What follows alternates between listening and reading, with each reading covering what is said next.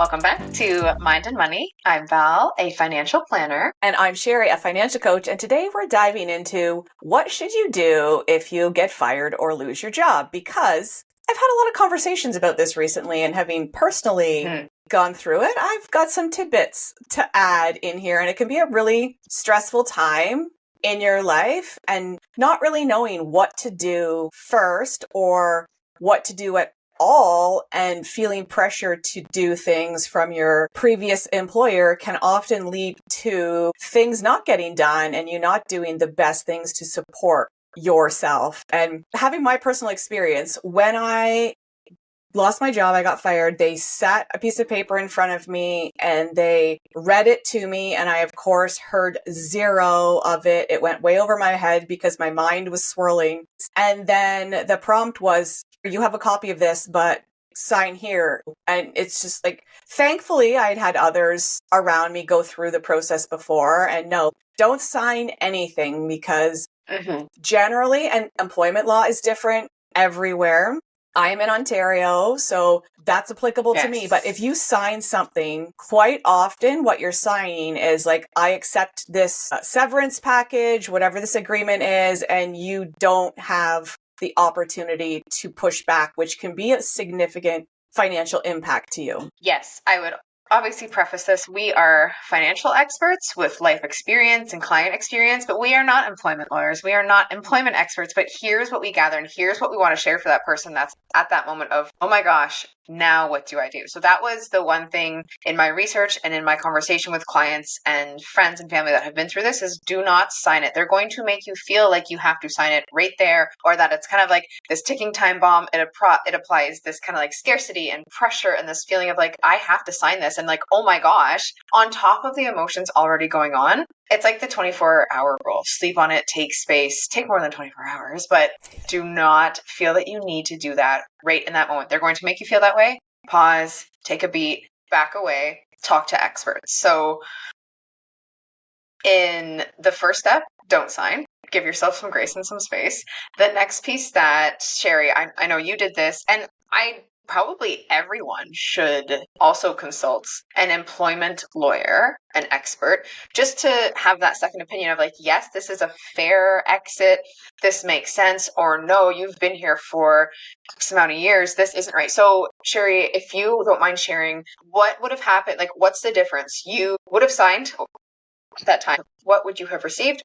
But then you didn't. You went and talked to a lawyer. And what did that change? So it changed pretty significantly, like percentage wise. I don't know what percentage, but I probably ended up with like 25 to 30% higher severance because the offer was not fair based on my years of service, my income. And the biggest caveat, this isn't going to apply to everybody, but my severance offer hadn't included my overtime, and I consistently worked overtime despite being on salary. I was able to prove through pay stubs and tax returns and stuff like that to say like, yes, this was my base salary, but overtime was consistent throughout the last several years. And I got really lucky. I had a lawyer who, it took me a bit to get a hold of him, but he was recommended to me from somebody else. And I got him on the phone and he said like, give me the synopsis of what you're facing. And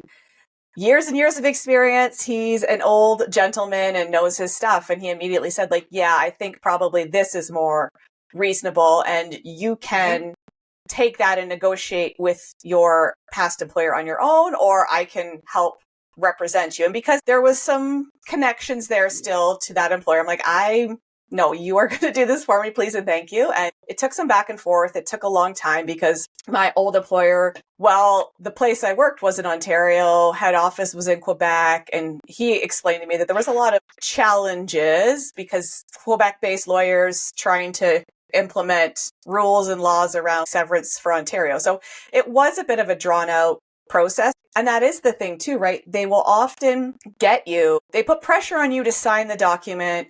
They often will give you a deadline. And what else can put pressure on you is if you seek legal help and you are negotiating that deal, it delays you getting your severance. So they don't they don't give you what the initial offer was on the paper you didn't sign until they have a signed severance agreement. So for people that are experiencing financial pressure, it can often mean that, oh shit, I can't like delay this because I need this money. Yeah, to pay my mortgage, to pay my rent, to pay my bills. So, well, I love that I got fired. I do. It's hindsight is 2020. But what I wish that I had done before was I wish I had spent time on our finances beforehand so that there wasn't so much pressure when that happened. And that's another big thing to do. Like when you go through a big change like this, if you get laid off or you get fired and you know your income is impacted, have a hard look at your spending and your budget. And what we personally did was we slashed everything down to the bone. We cut deep. Basically, it's like roof over our head, bills paid, food in our stomachs, like no fun, no extras, no wiggle room, because that allowed us to then have less stress because we weren't adding and overspending each and every month. Like we cut deep. And if I had of a month before I got fired, if I had have built a budget and think I'm going to cut everything I can, it wouldn't have been that deep, because when your back's against the wall, you get that clarity, and that clarity allows you to see like, okay, here's the base minimum we need every month to cover our expenses. So everything went. Bless my husband's heart. He is an avid golfer. I lost my job in early July and he did not golf for the rest of that golf season. So now it's a priority in our budget because he sacrificed for the short term. So you make adjustments. And so cut deep, think about exactly what is only imperative and essential in your budget, because that's going to give you longevity and reduce your stress. I think these moments can be really reshaped. The clients that I'm working with right now, I'm like, there's something watching out for you that knew that it was time for change, whether you wanted it or not. It's that 2x4 moment of like, okay, you're not listening, so we're going to have to do something drastic here. It forces you to look at your numbers. You maybe weren't very happy with where you were. There's so many what ifs. Trust that this is for the greater good, even though it's really hard to see that right now, right? Like this is the manure that makes the soil better for our growth. It's just the manure that we have to deal with. So country girl analogy. Yes. And that doesn't mean not to feel the feels. Still feel those feelings. We're human. Don't keep going, it's fine, it'll be better, I'm fine, because this is everything happens for a reason.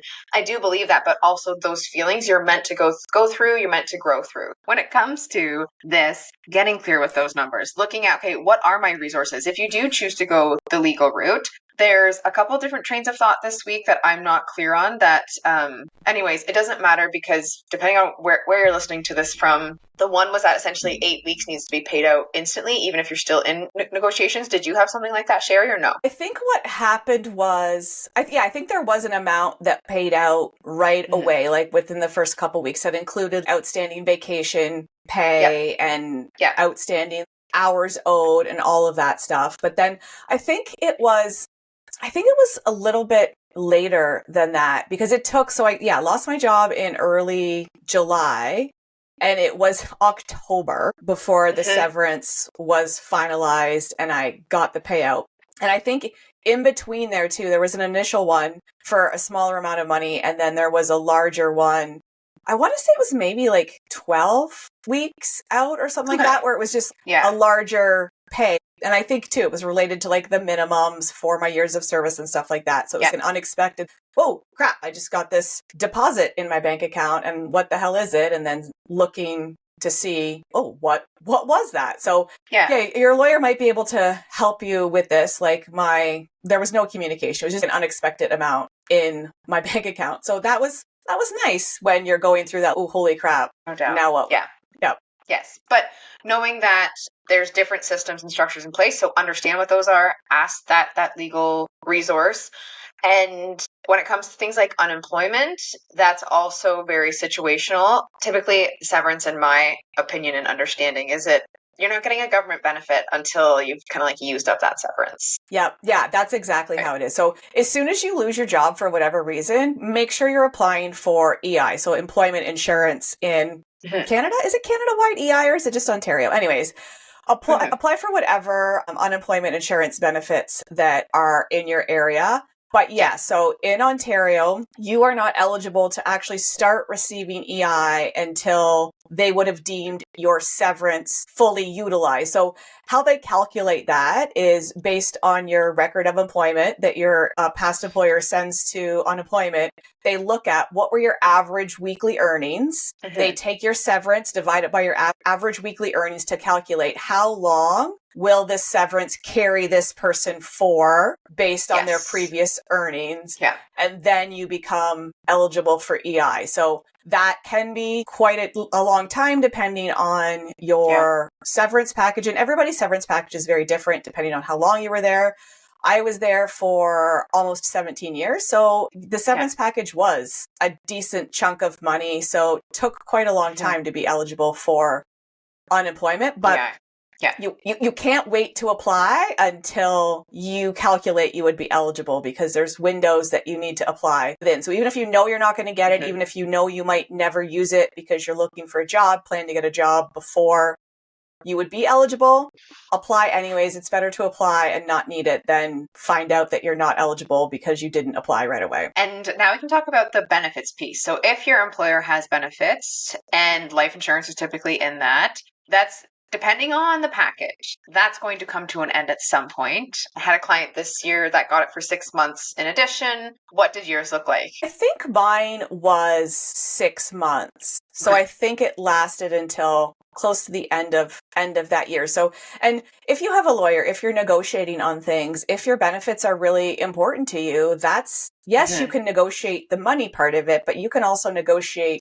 the benefits part of it too. So if you have needs that for medications and things like that, you could try and extend that to kind of improve your severance offer too. And every employer is going to be different. Some are going to negotiate with a lot of wiggle room. Some are going to have very strict borders and not negotiate at all. But if you feel like the offer is unfair, if you connect with a lawyer and they believe it's unfair, then being able to push back at least then gives you the confidence in knowing, like, I did what I could to get as much as I could that I was entitled to. But yeah, from the life insurance perspective too, I'm sure you see this as well. I ask the question when I start working with a new client, do you have life insurance? And a lot of them say yes. And then we dive into it and they say like, oh, I have insurance through my employer. And then when we talk further, it's like, do you know how much it is? And they often don't know, or if they do know, it's usually the beneficiary is not up to date. It's usually not enough. So I think what I had was 1 year's salary, or maybe 1.5 years salary. So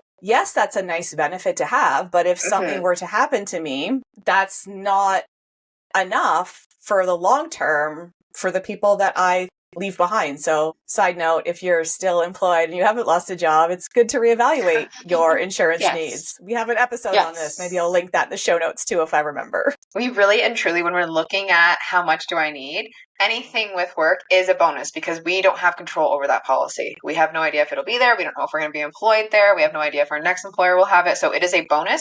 It's nice to have. We want to make sure the beneficiary is set up, but then because the mindset is a lot of the times like, yeah, I've got life insurance through work. Now that you're not going to have it, especially now, look at it. Especially if you have health issues. You don't want to say like, oh, yes, I have this and it's great, because the sooner you get insurance, ideally before you come into any health issues, like, okay, not an insurance episode, but something to evaluate if you have recently lost a job, to make sure that you're looking at your coverage. And I know there's a lot coming at you. Yeah. But it's also an important thing to talk about the tax part of it, because so if you were to get your agreement from your employer, it's all signed on the dotted line. The agreement is, say, 12 months of your income. Don't expect that you are going to, even if you're on salary and your paycheck is the exact same every 2 weeks, don't expect to take your income, like the amount that deposits in your bank account every 2 weeks, multiply that by 26 to calculate your, well, what do I get paid in a year? Don't expect that amount to deposit in your bank account, because severances are taxed a lot differently. They're like, it's a lump sum. it's taxed similar to a bonus or extra income Yeah. going into your account. So there's going to be a giant chunk for taxes, which when you file your taxes, it's going to even out if you have a chunk of the year that you're not working. But just know that you're not going to get equal to like 12 months of what your paychecks were. No, and I prepare clients. It really depends on income level. That will articulate how much tax is going to be withheld. But most severances, it's 30% where we are is the amount that they're going to withhold. And for a lot of clients, that's still not enough. So that amount that lands in your account still isn't all yours. And then we can talk a bit too about the investment piece. So using RSPs to help offset that. Sherry, you had a cool situation where you crunched your numbers and were actually able to put the entire severance then into RSPs, which is awesome. But had you not crunched your numbers, you likely would have had that more so scarcity mindset of like, I need these dollars to survive. So that's not everyone's situation. But looking at the numbers and being strategic, I have a client right now, and the question was, how much do I put into an RSP? How much? And I said, because we don't know what the next step looks like with employment, we're holding on to it. We're keeping some of it carved out because we do know that we want to put it into RSPs to help offset any taxes potentially owing, but we're not throwing it in there right away because we don't know what the next step looks like. Until we gain that clarity, then we're going to. But what's the bird in hand saying? A bird in hand is better than two in the bush. So money in your account is better than money in your RSP until we're ready. Still acting as if it's more of a psychological thing, I guess, really, but just not jumping the gun on anything. Yeah. And so I was able to put, with the exception of, the lump sums that deposited like within the first 3 or 4 months, I was able to put most of my severance into an RSP. So then what that did is the full amount that was payable at that time went into the RSP. They don't withhold any taxes because that is not considered taxable income. And you're right. You don't want to put it in there if you think you're going to need it, because if you put it in there just to take it out, then you're kind of like there's a whole lot of other stuff going on. But if you do take it as pay, like a deposit in your bank account, and then a month later you get a job and you're back to work and you don't need that, then you can go and take that chunk that you don't need and put that into an RRSP. And then what that's going to do is that's going to generate a tax refund the next year because you put a chunk in there. So like, even if you delay it, it can still reduce your tax burden. And from a tax perspective too, if you work for half a year and you get severance for 6 months and then you don't work for that 6 months, it's going to kind of even out from a tax perspective. But if you work for 6 months, get 6 months of severance, and then you start work after 2 months, when tax time rolls around, just know that if that severance was fully paid out to you, it didn't go into an RSP or something that tax defers, then you're probably going to end up with a chunk owing there too, because your new employer will be just taking off based on what your new pay is there, and they won't consider that chunk of income in your severance. So just know, getting paid that chunk, think about how it impacts your taxes. Get on some income tax calculators online or talk to your accountant or tax preparer and just see what can I expect, so you're not stressed out at tax time. A lot of the numbers that we want to crunch to ensure that when that next employment makes the most sense. If the right one comes along, then go for it. But to be mindful that you're now potentially taxed as a very high income earner because of the lump sum severance, and you've worked for 6 months of the year. Yeah. Yeah. So it's good to know. Don't wait for tax time to just be stressed out and figure out ways to check things out. But yeah, if you are going through the process of losing your job, talk to a lawyer. That's the first thing on your list. And then hunker down with your numbers. Figure out what is essential. What can we cut? Cut as deep as you can, because that gives your severance more longevity. And if you're listening to this episode because you think you might be on the cusp of losing a job, look at your numbers, get clear on what's important, create a budget, start putting systems in place. But also I love having a budget, and I love having an emergency budget too. So here's our regular plan for our finances, and here's our down. Yeah, here's our holy shit, something drastic happened. A lot of that often being a job loss, and what's what's our minimums and what do we need to live off of? So there's Yes. lots of things to consider. If you've lost a job recently, I'm sorry, but I'm also a little bit glad for you, knowing that it's stressful initially, but then when you come through it, and every person that I have talked to that has been fired from a job, some of them, it's almost instant, like they're in their car driving home going, oh my God, thank God. Some of them it takes weeks or months to be able to look back, but every person I know that has been fired for whatever reason, they have been grateful that it happened and it was a stepping stone down the path of a life that they are now very grateful for. It's often quite different, unexpected, a life you never thought you could lead. So take some time for yourself, journal, meditate Lean your on your feelings, experts talk to your too. friends. Yep. Yeah. Reach out to the financial professionals in your life and figure out like, okay, what does this look like? What's next? What could be coming down the pipeline? And take care of yourself. Give yourself some time. You said it all. Thanks for listening. And we will see you next time on the Mind and Money Podcast.